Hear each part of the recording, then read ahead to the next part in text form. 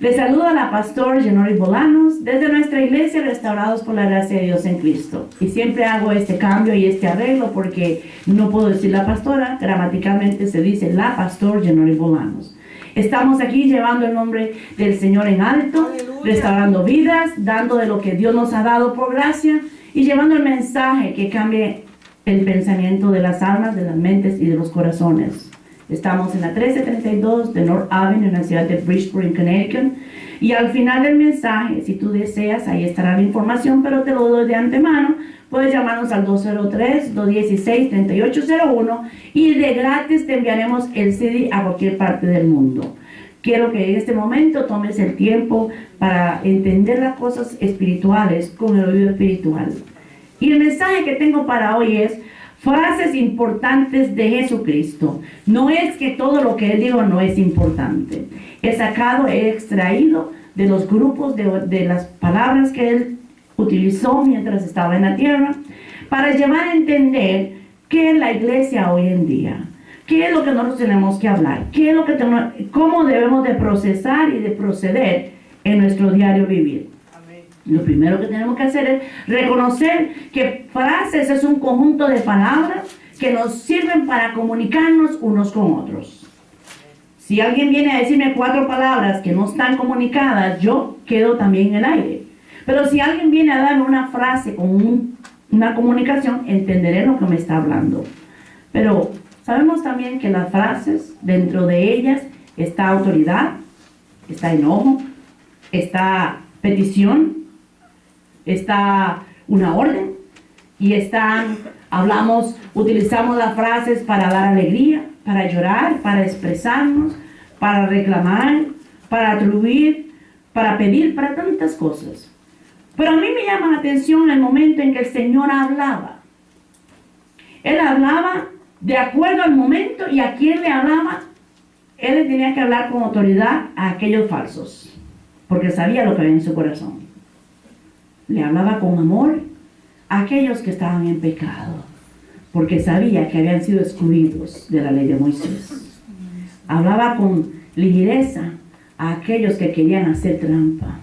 Mas, sin embargo, he sacado algunas de las citas bíblicas importantes para nosotros, para entender su totalidad en su divinidad y su trabajo que vino a darnos en la salvación. Primero vamos a ir a Mateo 3, del 13 al 15. Donde habla algo importante. Se habla de la escena del bautismo, que el único que fue llamado a bautizar fue Juan el Bautista, por orden divino. Y dice lo siguiente: entonces Jesús vino de Galilea a Juan al Jordán para ser bautizado por él. Jesús no necesitaba ser bautizado por nadie. Él era el santo, él era el eterno. Pero por obediencia, escucha bien esto, por obediencia, Él se sometió a las órdenes del Padre hasta que fuera a la cruz del Calvario. El Padre envió un ángel y le dijo al padre de Juan: he escogido a Elizabeth para que en su vientre tenga a aquel único que voy a preparar para bautizar en agua, en lo que me llega el Espíritu Santo, para bautizar en el Espíritu Santo. Como fue una orden divina, Jesús tenía que ir para completar todo en su cuerpo.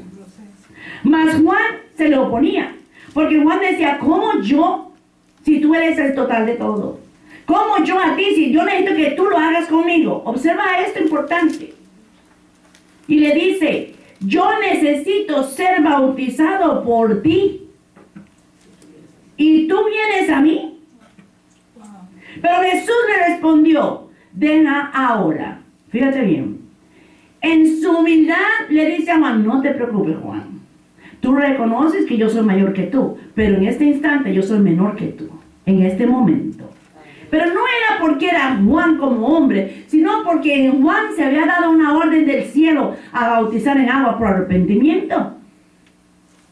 Fue voluntad de Dios. Jesús se iba a someter a la orden del Padre, para que nadie dijera que era desobediente. Y le dice: deja ahora, porque así conviene que cumplamos, mira qué lindo esto, que cumplamos toda justicia. Entonces le dejó. Hoy estamos viendo lo contrario. Hoy en las iglesias el líder religioso no permite que tú te unas a él si tú no tienes un instituto bíblico, si tú no tienes dinero, si no vas bien vestido a la iglesia, si no das las cuotas. Él no permite. Tiene una sección de personas en las mismas iglesias donde solo un grupito que demuestra una santidad falsa. Y como el líder está ciego también, él cae en la misma trampa. Y lo que tiene es un grupito al lado de él, porque la fulanita no, porque mira, esa es pobre. Ella viene, mira cómo viene vestida. Mira que de vez en cuando huele a cigarro. Pero lo que no sabe es que si su esposo fuma, no ella, si su esposo fuma, la ropa le queda con olor a cigarro. Tenemos el problema de que hoy en día la religiosidad condena por lo que ve y lo que huele, no por lo que hay en el corazón de los hombres. Porque los mismos líderes están bajo esa ceguedad espiritual. No hay unión. Pero aquí Jesús le dice a Juan, Juan, es necesario, nos conviene, me conviene al cuerpo que voy a dejar formado. Nos conviene como hijos de Dios los dos ser obedientes para que así se cumpla toda justicia. Toda, no dice alguna. Y así sucedió. La ley de Moisés no había que bautizarse. Pero la ley era injusta. Solo era para los ricos su beneficio. Y para el pobre la aplicación de la ira. Cuando vea un rico que el día sábado una oveja o un animal se le iba, ¿sabe lo que hacía? Enviaba a sus esclavos a buscarlos, pero que también eran judíos. Pero él no iba a pecar el sábado. Él no iba a trabajar el sábado, pero sí obligaba a uno de sus esclavos a ir a hacerlo por él. Y la ley, como era para los ricos, como hoy en día, la religión es para aquel que tiene dinero y el líder que quiere hacerse más rico. Y a él no le importaba. Él decía, yo estoy bien, pero mi esclavo tiene que ir. Hay líderes religiosos que hacen que los miembros de la congregación pequen para sentirse él o ella importante. Qué triste lo que está pasando. Qué triste que no hay unión. Qué triste que no se está viendo lo que en realidad esa sumisión al Padre, a la palabra de Dios y al Espíritu Santo, sino que sumisión a los hombres falsamente. Uno les dice la verdad, sí tiene razón, pero valen más las dogmas de los hombres que la palabra de Dios. En Mateo 6:10 dice lo siguiente: Jesús le enseña a los apóstoles un proceso en la oración, lo que se conoce como el Padre Nuestro. Pero hay algo importante en este proceso. Dice, venga tu reino, hágase tu voluntad, como en el cielo, así también en la tierra. ¿Tú crees que Jesús tenía que decir eso al Padre? Jesús tenía la potestad de hacer él como él quisiese, porque en él estaba la esencia del poder y las virtudes del eterno Padre. Pero él quería dejarnos saber a nosotros que hay un espacio y un tiempo, y debe de haber un respeto. Y le dice en el 26-39, le dice, yendo un poco adelante, se postró sobre su rostro orando y diciendo, Padre mío, si es posible, pasa de mí esta copa, pero no sea como yo quiero, sino como tú. El Señor Jesús más adelante, cuando ya sintió tanto dolor, no se quitó de lo que él había ofrecido. Y le dice al Padre, pero él sabía que era imposible. Aunque si Dios hubiese deseado cambiar las cosas, lo hubiera hecho. En ese instante le hubiese dicho a Jesús, bueno, vente al cielo, a tu lugar, a tu trono que está vacío. Enviaré yo a un ángel. Enviaré a Gabriel, enviaré a alguien, no te preocupes. Pero el mismo Señor se había ofrecido antes de la creación del hombre. Y como Él se ofreció y es un ser de palabra, así debemos nosotros de ser hombres y mujeres de palabra, no mentirosos, porque los mentirosos son hijos del diablo. Aquí dice que le dijo, Padre, si te es posible, pero no es lo que yo diga, sino que se haga tu voluntad. Cuando él estuvo en la tierra, Él nos dio a entender que nosotros somos los que tenemos que darle sabor a la palabra. Y aquí hay un problema serio. Porque muchos con la palabra le quitan el sabor a la gracia. Muchos con la religiosidad bíblica le arrancan la grandiosa y hermoso profundo de la gracia y lo pisotean. Cuando en Mateo 5:13 Él dice: vosotros sois la sal de la tierra.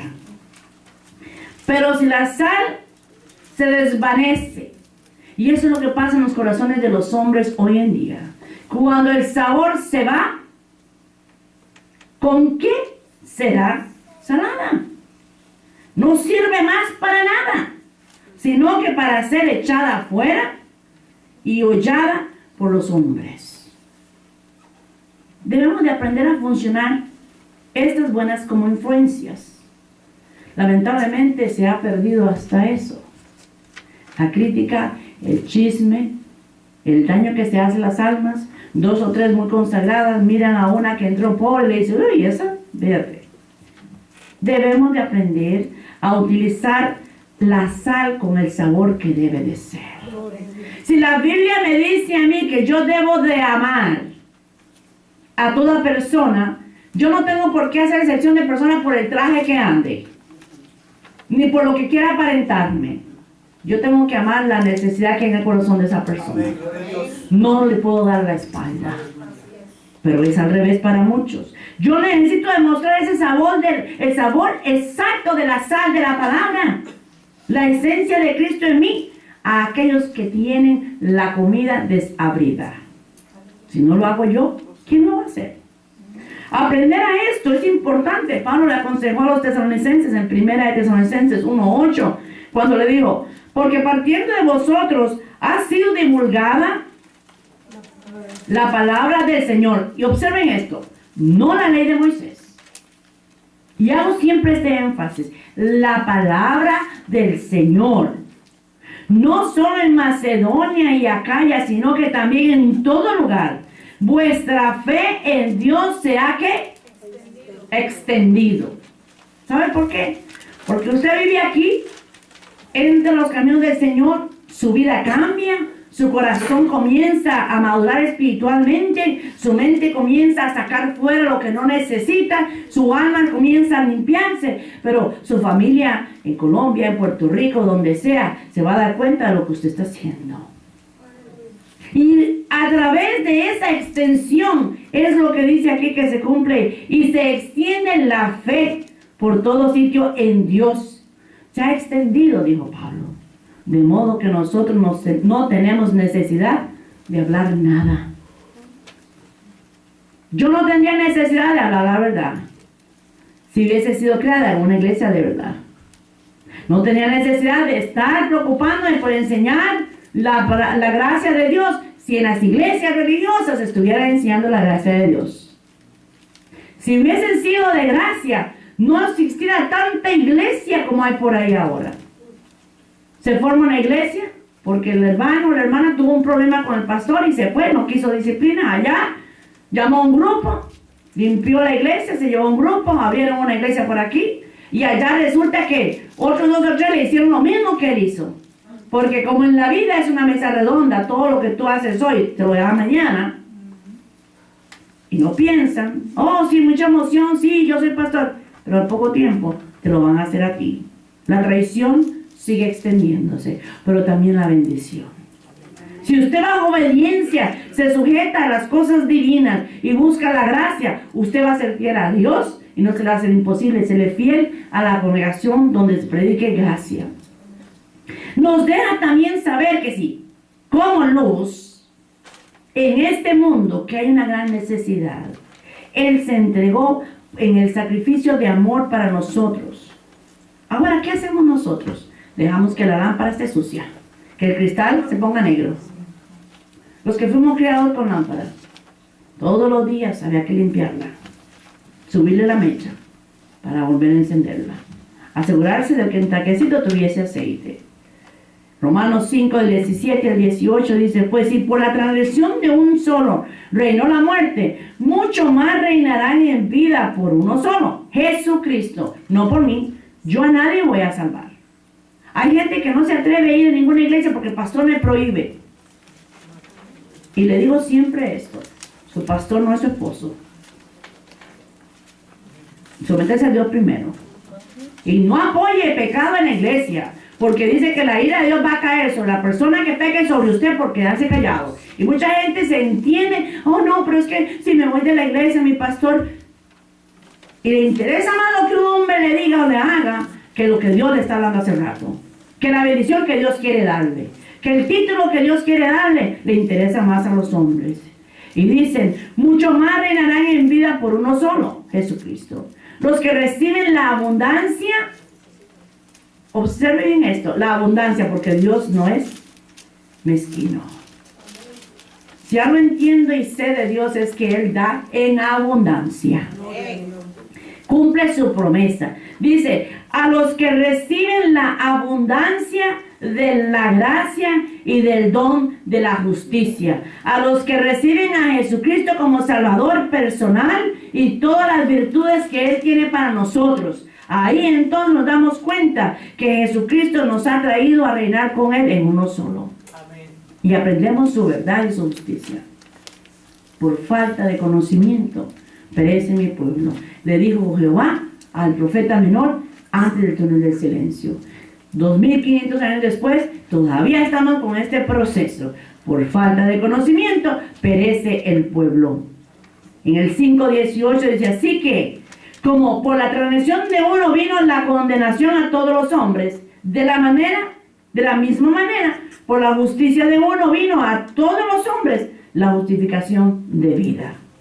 Mucha gente dice, no es mi tiempo, es que usted no sabe el pecado en que yo no necesito saber su pecado. A mí no me interesa su pecado. A mí no me venga a confesar nada porque a mí no me interesa su pecado. A mí me interesa que usted conozca a aquel que le quita el pecado a usted de encima, a aquel que le limpia su alma, su mente y su corazón, aquel que dice yo te amaré siempre, aquel que te dice estaré contigo todos los días de tu vida, y aquel que te dice cuando vienes a mí no me acordaré de tu pecado ni te lo echaré en cara. Eso es todo lo que a mí me interesa. A mí me interesa que usted entienda el proceso de la vida desde aquí en adelante. Ya es su responsabilidad cómo usted va a reaccionar con Cristo. Eso es lo único que a mí me interesa. Yo no necesito saber de dónde viene usted ni qué va a hacer. Eso no es mi problema. Y tampoco Dios, porque ya lo sabe. La gente cree que Dios no se da cuenta de dónde viene uno. Es que tú no sabes. Yo no necesito saberlo. Y Dios, claro que Dios lo sabe. Pero es importante que sepamos que enseñarle a los hombres que hay una sola manera de conseguir justicia, que hay una sola manera de ver a Dios en la vida y ser justificado por la sangre de Cristo, es todo. Y que hay una sola manera cuando el hombre se arrepiente y dice, aquí estoy, límpiame. Debemos de reconocer una culpabilidad. En Mateo 5:22, el Señor dijo, pero yo os digo, que cualquiera que se enoja contra su hermano, y eso es mucho lo que hay en las iglesias, cantidad, será culpable de juicio. Y cualquiera que diga necio a su hermano, será culpable ante el concilio. Y cualquiera que le diga fatuo, quedará expuesto al infierno de fuego. ¿Se imagina usted la ley de Moisés en el tiempo de antes? Cada cosa que pasaba había que ir a juicio. Había que ir a decir a Moisés, mira Moisés, mi hermano me dijo necio. Y ya Moisés tenía que llamarlo a cuenta y decir, bueno, pero como usted le dice así a su hermano. Pero es importante que sepamos que cuando nosotros cambiamos, cuando Cristo viene a nuestra vida, tus sentimientos no pueden ser los mismos. No pueden ser los mismos. No puede haber odio, no puede haber rencor. Si hay raíces de amargura por lo que me hicieron, por lo que mi esposa me hizo hace años atrás, o por lo que mi esposa me hizo, usted no ha nacido de nuevo. No ha nacido de nuevo. ¿Cómo va a poner el Espíritu Santo algo nuevo donde está lo viejo todavía? ¿Te mudarías tú con un traje nuevo sin bañarte y todo sucio y hediondo a sudor? Hay gente que piensa que el mundo espiritual es como así, como que, a mí me conviene esto, cambio esto, pero no me conviene esto. Me mudo de santidad yo, pero no quiero ser verdadero. Estamos tratando un tema muy importante que es el mundo espiritual. Yo no puedo cambiar a nadie, pero yo te puedo dejar un paso para que Dios llegue a tu vida y te cambie. Y te digo una verdad, eres el único que puede cambiarte. Yo no puedo hacer nada. Pero fíjate cómo era importante para ese pueblo que el mismo Señor lo dijo. Con solamente que tú te enojes con tu hermano. Hay familias que no pueden ir a la misma iglesia. No pueden ir a la misma iglesia. Porque aquel no se habla con aquella. Los hermanos no se hablan. La suegra no le habla al yerno. O la nuera. El hijo no le habla al padre, hasta eso. Padres que dicen ser pastores no le hablan a sus hijos. Mira qué bonito eso. Oh, pasan al lado y le dan la espalda, pero en la iglesia, allá están, aleluya y gloria a Dios, y me voy con él. Lo que no saben es que se va con el enemigo, porque el que está todavía en silencio y no haciendo la verdad, es hijo del enemigo. Dice que cuando venimos a Cristo debemos de accionar una verdad que nos convierte en hijos del Señor completamente. Y en el 29, 7-29 dice, porque les enseñaba como quien tiene autoridad y no como los escribas. Por eso, cuando yo hablo con alguien, yo le digo, tú eres culpable de esto, y especialmente cuando yo conozco a la persona. Cuando yo conozco el testimonio de la persona, con su mismo testimonio, se lo pongo encima. No me vengas a mí a decir, no me vengas a hablar de santidad, cuando mírate tú, mira la cola que te sigue. Y hay mucha gente que ya me conoce, al oír mi nombre, no, a esa iglesia no vaya, tú no puedes ir, ¿cómo se le ocurre? Eso es una secta, que tú no sabes lo que es ella. Porque cuando llega vinagre a la llaga, arde. Y cuando arde es porque no está sanado todavía. Porque cuando hay sanidad en una cicatriz no se siente nada. Pero cuando arde, cae sal o vinagre o medicina, va a picar. Y cuando pica, arráscate tú con la palabra del Señor, yo no. No es mi responsabilidad quitarte tú el problema que tú tienes encima. Pero aquí dice, y Jesús se les enseñaba con esa autoridad. Yo no puedo hablar, ay no, pero es que tú sabes que no, a mí no, yo ya no estoy en esa edad. Ni edad física ni edad espiritual. Ya el Señor me ha traído a través de casi 50 años aprendiendo que se habla con autoridad su palabra. Punto y se acabó. Y si el Señor me sacó de un concilio donde estoy en prueba para pastorado y se me dijo, tú no vas a predicar la misma religiosidad, y comencé de ser en el nombre del Señor, es porque el Señor tiene algo grande. Y si el Señor me mostró a mí la gracia para que saliera yo de aquella religiosidad, yo jamás puedo ir allá a revolcarme otra vez con esas vomitadas. Jamás. Jamás podría hacerlo, porque el Señor me ha limpiado. Solo los cochinos les importa nada si le cae encima cualquier cosa. El sucio espiritualmente va a un sitio donde los líderes religiosos le tiran cualquier cosa y se lo ponen encima. Si tiene razón, yo tengo que sacrificarme más, yo tengo que ayunar muchas horas. O si tiene razón, yo tengo que levantarme a las 3, 4 de la mañana a orar porque el pastor quiere que yo a esa hora.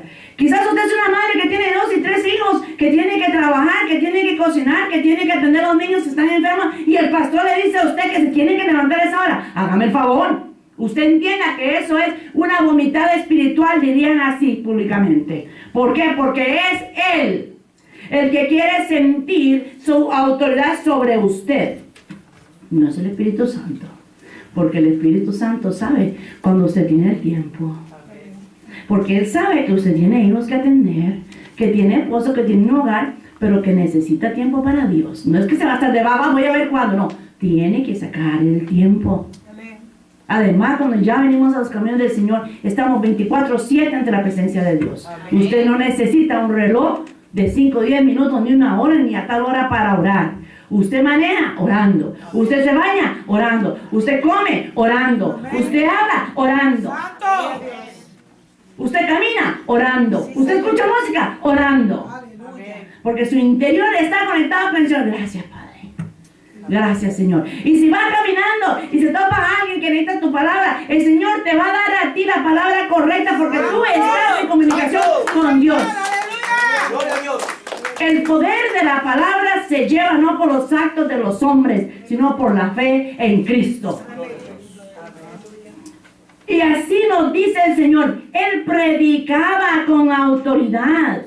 En el 28:18 dice que Jesús se acercó y les habló diciendo, toda potestad, toda, me es dada en el cielo y en la tierra. Y me lo heredaron a mí. Amén. Una vez tuve que confrontar a una persona y pensar, hágame el favor, no me hable así. Ábrame los ojos, ábreme la verdad con los ojos abiertos, porque una persona que te hable la verdad te está mirando a los ojos. El mentiroso baja el rostro o te cambia la cara. Parte de eso lo enseña uno en psicología. Pero el Señor me enseña. Pero no me venga aquí con el cuento de lenguas. Vamos a hablar en español o en inglés como usted quiera. Pero ábrame los ojos y míreme a mí. Entonces, se me va. Las mentiras no las quiero. Yo no tengo ningún problema con eso.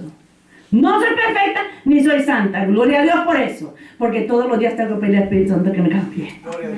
Ahí yo me regocijo. Porque todos los días digo, Señor, perdóname y cámbiame. Santo Dios. Pero sé que tengo que tener autoridad para hablar con cualquier persona que quiera someterme bajo su creencia. No, mi palabra es en Cristo Jesús.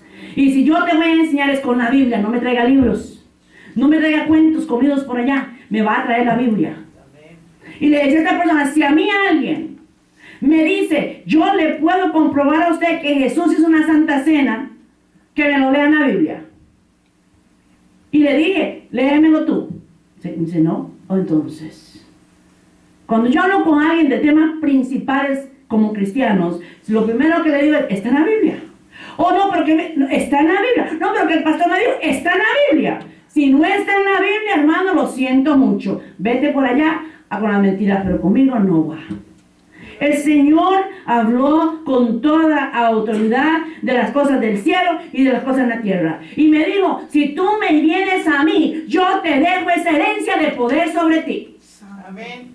A cada cristiano nos deja esa herencia. De manera que cuando tú le dices, Señor, mira, necesito, tú estás pidiéndole a las cosas celestiales la bendición que necesitas. Conocimiento, sabiduría, discernimiento, amor, mansedumbre, paz, tranquilidad, economía, salud. Todo lo que tú necesites, el Señor lo suple. Y si son cosas de la tierra, el Señor lo suple. Porque eso es lo que Jesucristo me ha dejado. No es cuestión de super fe. No es cuestión de que yo soy más santa que nadie. No es cuestión de perfección. Es cuestión de creer y usar la fe. Mateo 3, en el 15. Él vino a cumplir la ley del amor en sí mismo, de ese amor divino, en cada momento, en cada tiempo. Porque la ley hacía excepción de personas.